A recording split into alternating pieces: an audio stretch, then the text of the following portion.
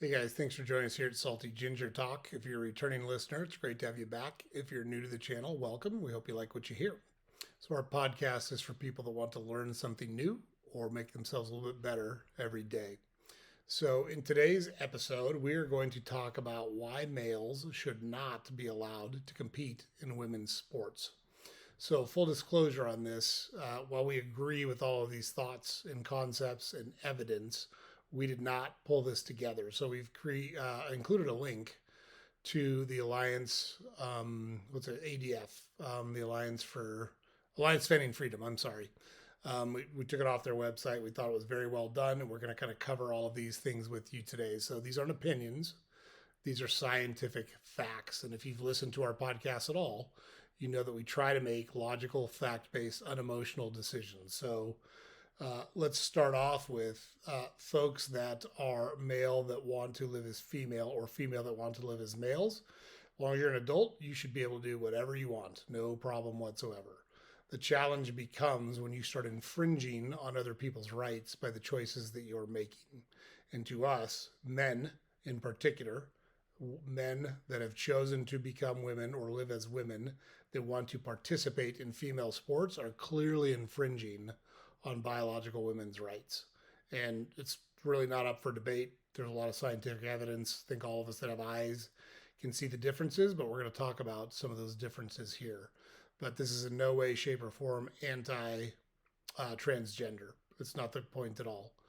But there are certain things that you don't get to do when you infringe on the rights of other people. And this to us is a clear infringement on the rights of women who want to participate in athletics at higher levels. And so we're going to dig into that. Several examples of prominent cases where men switched to become women and then started participating in women's sports and immediately shot up the rankings or dominated the sport.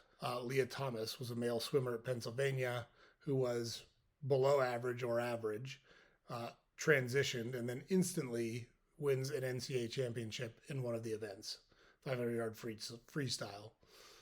Haley Davidson was a man who became a woman and then decided they were going to be a female golfer and won an event on the women's professional golf tour.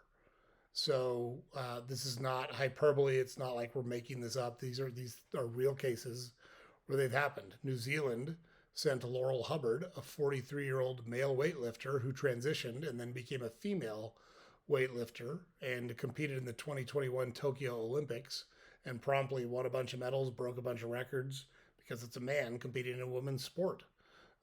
Very, very straightforward. And note that you don't have these same challenges with women who become men and start participating in men's sports. We say a lot like the men's sports, NBA, NHL, NFL, Major League Baseball, professional golf. If women want to compete in those and they're good enough to compete, good for them. Let them. Fine by us. If you earn your way in, you earn it. Just like the other people who earn their way into those sports. But that's really difficult to do because of the physiological advantages that men have over women as it relates to athletics. And we're going to talk about those things now. And again, it's not fair. It's just not fair for men to compete in women's athletics, especially as the stakes get raised high school, college, professional. You're talking about, in some instances, multi-million dollar endorsement deals, multi-million dollar contracts, multi-million dollar purses. And it should be a level playing field. You should have an expectation that you're competing against other people like you who have similar circumstances that you're dealing with to try to participate in and win those events. And that is not the case when we let men participate in women's sports. So the argument is, well, if you take testosterone blockers and you stop the testosterone from bring those levels down in men, then it creates a level playing field. But that's just not true. It's just not true. And we're going to explain why it's just not true. So we've got a link to the article and you can go and check all these studies out. But Dr. Gregory Brown, who's an exercise science professor at the University of Nebraska, has done extensive work on this subject, and he shared those findings, which is what we're referring to here. So he cites research showing that allowing males to compete against females in track and field could allow many who would not be considered top tier male performers to replace the world's most skilled female athletes on the podium. In 2017, for example, there were 5,000 men, 5,000, some of them in high school, some of them not even out of high school yet, that ran faster 400-meter times than the U.S. Olympic gold medalist Sonia Richards-Ross and Allison Felix. So those two women have trained and worked their entire life to make it to the Olympics and put up those times that are the best in the world for women. And there were 5,000 men around the world who in that same year ran faster times than them, some of them in high school. And that's not denigrating at all what those women accomplished, because it's amazing what they've accomplished in their sport. The point is, if you allow people that have a physiological advantage to compete against women, you are disenfranchising women, and we're sitting around and allowing it to happen. And we should not be doing that. So that's track and field. What do you do in real physical sports like boxing? We just saw two men box in the female Olympics. And it was terrible to watch. Like, it's not right to allow that to happen. So similarly gifted athletes, men and women, the men have physiological advantages to women. They have greater height, they have greater weight, they have larger, longer, and stronger bones, larger muscles. Even down to the cellular level, they have a higher rate of metabolizing and releasing energy than women do in general. So when you compare men and women, men's cells metabolize and release energy at a higher rate than women. And by blocking testosterone, it does nothing to change all of the things I just listed. So testosterone does nothing to negate those innate physical advantages that men have. So how does that translate to athletic performance? Well, here's an example.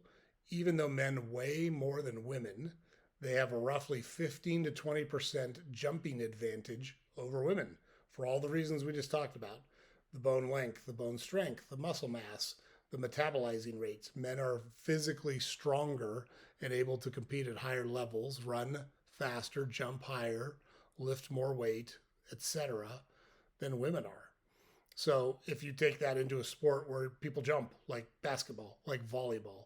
In volleyball, when examining vertical jump, there was a study that was showed on average, male volleyball players jumped 50% higher when they went to the net to spike the ball than women did.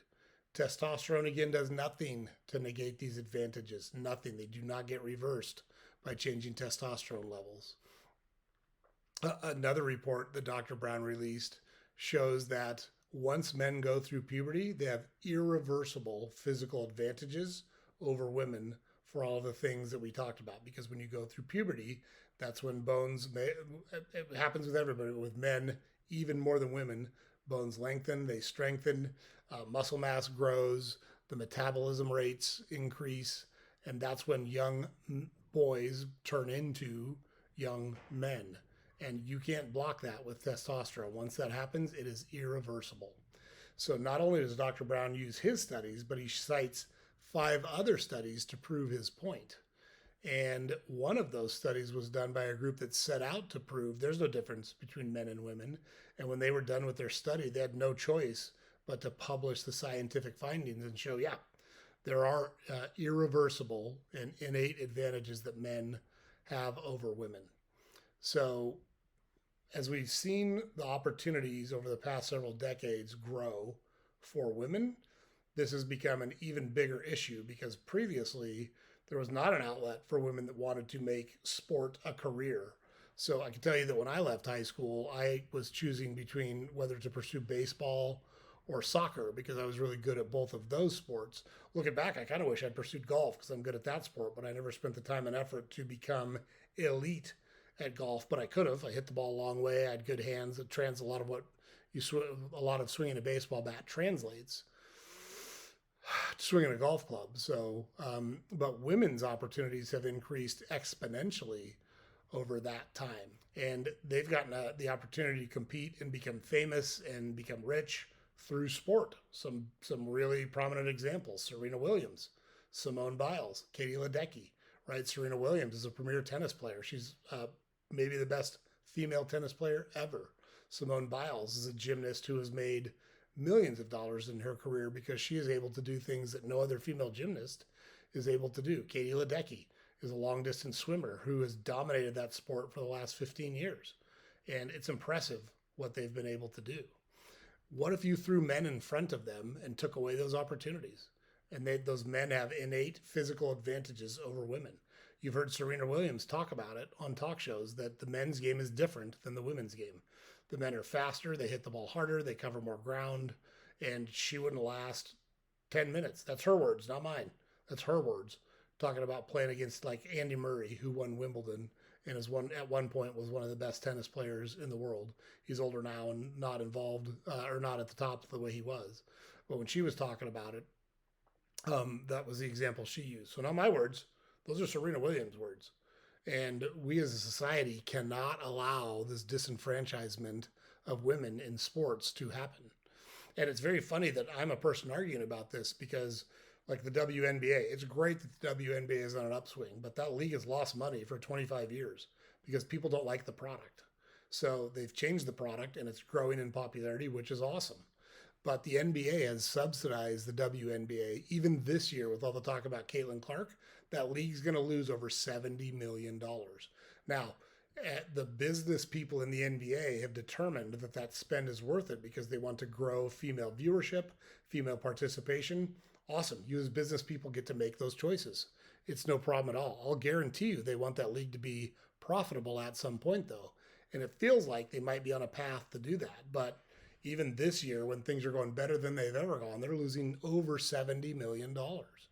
But we shouldn't disenfranchise women by allowing men to compete in the same sport and creating an unlevel playing field for the participants in that sport.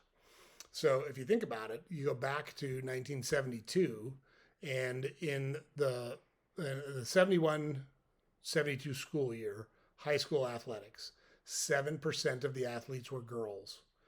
In the 2018-2019 year, 42% of high school athletes were girls. So we've made tremendous strides in giving women a chance to participate in the activities and sports that they want to and making careers of these things. The reason that is 1972, Congress passed Title IX.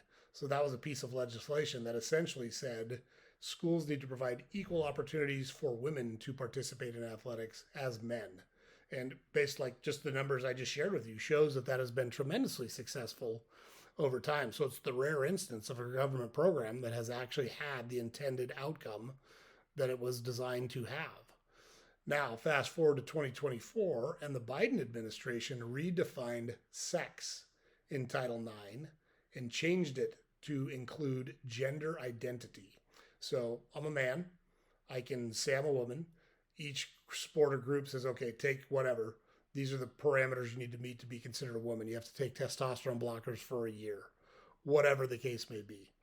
And now all of a sudden, you've got men participating in women's sports with all of these physical advantages that we just talked about.